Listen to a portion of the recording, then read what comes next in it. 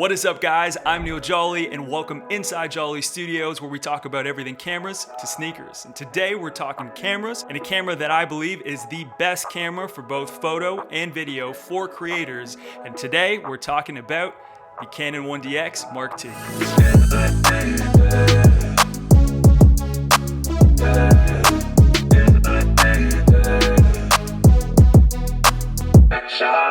I am super excited to talk about this camera because this is my go-to camera, and if you haven't watched last week's video, that was part one to this video where we talked about my gear and specifically addressed the question that was posed, and that is, what camera should I buy? So we addressed that question in part one of the video. We talk about the gear that I've accumulated over the number of years that I've been practicing photography, and now we're going into this video, which is part two and the follow-up to that video, talking about the camera that does it all for me and the camera I believe is the essential camera for creators for both photo and video. And we're talking about the Canon 1Dx Mark II. The Canon 1Dx Mark II is my ultimate, my go-to, and an absolute beast of a camera. It does it all for me and is the camera that I use on a daily basis. This camera's traveled the world with me for client work. I've used it as part of shooting digital commercials and music videos, and in shooting photography for online publications as well as websites. And right now we are actually filming on the Canon 1Dx Mark II, filming on a lens 16 to 35mm f2.8. We are filming in 24 frames per second, 4K. And what I love most about this camera is its versatility. Early on, when shooting with clients, shooting from my platform and my wife's, I found myself traveling around with two cameras everywhere, bouncing around between the Canon 5D Mark III, a camera that I was solely using for photography, and then the Panasonic GH5 that I was solely using for video work. And they're both excellent cameras in their own right, with the 5D Mark III being an excellent photography camera and the Panasonic GH5 being an exceptional video camera. But what I quickly found out was that I was bouncing between both cameras on set. I was also missing a lot of moments that I needed to capture when toggling between, say, photo and video, picking up one camera, putting the other down, traveling with two and throwing them both in my travel bag, and it just became really frustrating. Essentially, what one lacked in terms of video capabilities, the other one made up for, and this really was bridging the gap to what I eventually ended up picking up, which is the Canon 1Dx Mark II. And at the core of the issue, it was that I couldn't trust one or the other to do it all, both photo and video. Simply put, both cameras had a deal breaker when it came to trusting them completely. The 5D Mark III does not shoot 4K and does not provide the availability to enable a higher frame rate like 120 frames per second. And then on the other side of it, the Panasonic GH5 can shoot 4K and can shoot at 120 frames per second at 1080p, but is a micro four thirds sensor, which is a sensor crop, not a full frame camera. And so to use my Canon lenses, I actually had to use an adapter, a Metabones adapter, to throw on the Panasonic GH5 to use my Canon lenses. And man, it sucked. But I share this all with you in reasoning to essentially get to the point of why the Canon 1Dx Mark II is the essential camera for content creators that need a camera that they can trust for both photo and video. And so when sizing up a camera that I'm potentially thinking about purchasing, I generally break down the overall needs of my camera in the following ways. Firstly, can I take this camera with me everywhere? And is the transition between photo and video so seamless when toggling between both options that I don't miss out on any moments, and that photo and video capability is both at a professional and exceptional level? And the answer is yes. And so much of my anxiety when working with clients has always been, is the camera that I'm shooting on, can I trust it, and is it doing what I need it to do? And probably the follow-up to that anxiety is, do I have enough storage and memory card space upon space to store the footage that I'm shooting on? Secondly, is the camera software and hardware coming from a trusted and proven camera brand? And the answer is yes. Thirdly, does this camera have longevity? And the answer to that is yes. And a follow-up and more specific question around longevity might be, am I going to be looking at picking up another camera to upgrade on this camera due to technological advancements in the field of cameras? And the answer is no. And I say no knowing full well that the Canon 1DX Mark III was just released, and when comparing specs side by side between the Mark II and the Mark III, the Mark II is still very good and is not outdated. And with respect to technological advancements, specifically around video, with cameras now introducing 6K and beyond, and who knows what is next, 4K is still at the forefront. To be honest, a lot of platforms are still only now introducing 4K. You'll notice that on streaming platforms, and even a platform like YouTube, where 1080p is still very standard and 4K is just almost like a premium on top of that. And this camera, the Canon 1Dx Mark II, does shoot 4K, and for that reason, still to this day, the Canon 1Dx Mark II is an excellent camera for you to shoot on for that 4K quality, as well as now then down resing if you want to a 1080. And with all those questions in mind, I'll address lastly the final question, and maybe even the most highly prioritized question of them all: does this camera fit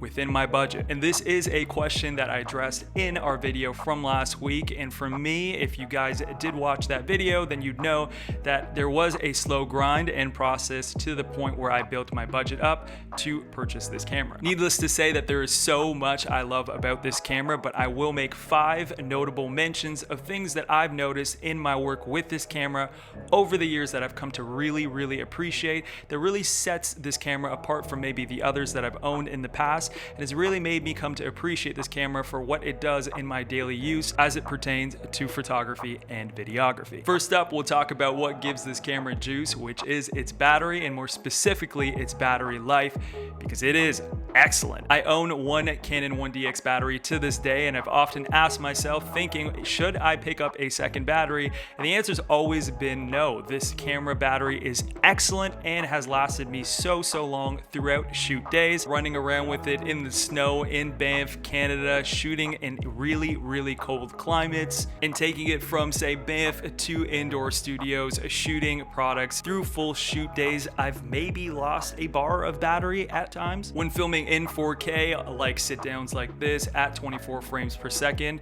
I've batch recorded a few of these videos and maybe recorded for a cumulative 3 to 4 hours straight.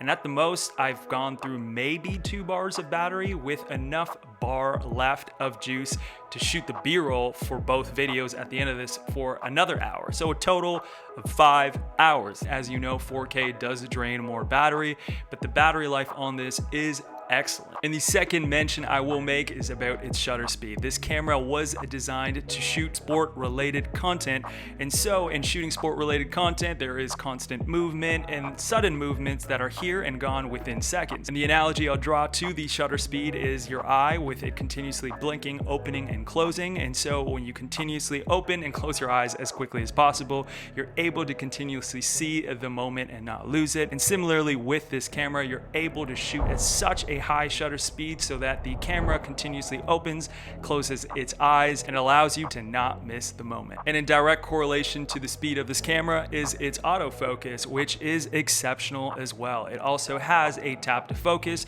on the back of the screen. And then we've got color science. Like I mentioned, Canon is well renowned for their color science as applied to their Canon camera models, and specifically as it pertains to skin tones. I feel like Canon really nails it and allows you the most information when taking that footage into post-production to accurately nail how that skin tone really looks. And then lastly, of the notable mentions is the 120 frames per second on this camera at 1080p. It is buttery smooth. I absolutely love it, and I've used this camera for B-roll for so many of my projects, and it's undeniably one of the most favorite features on this camera for me, and a feature that I use so often, if not on all of my videos. And then real quick, 2 honorable mentions would be that this camera shoots in 4K and is a full frame camera. So coming from a 5D Mark III, which also is a full frame camera, all of my lenses that I used with that camera and have accumulated to this date that are for full frame cameras